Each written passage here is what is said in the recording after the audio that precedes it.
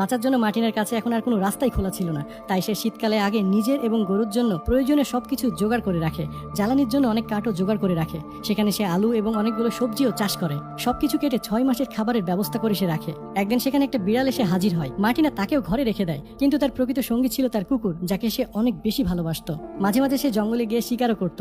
একদিন সে হরিণ শিকার করার চেষ্টা করে, কিন্তু ঠিকভাবে তাকে শিকার করতে পারে না। পরের দিন সে আবারও চেষ্টা করে এবং সেই হরিণটি শিকার করতে সফল হয়। সেই হরিণটিকে ঘরে নিয়ে আসে এবং রান্না করে খায়। পরের দিন সে পাহাড়ের উপরে যায়। সেখানে সূর্যের আলোয় রঙিন আকাশ দেখে প্রকৃতির সৌন্দর্যে মুগ্ধ হয়ে যায় এবং সেখানে সে ঘুমিয়ে পড়ে। যখন সে বাড়ি ফিরে আসে তখন দেখে বিড়ালটির বাচ্চা হয়েছে। এভাবে তার দিনগুলো সপ্তাহে, সপ্তাহগুলো মাসে পরিণত হয় এবং তার জীবন অনেক আরামে কাটছিল।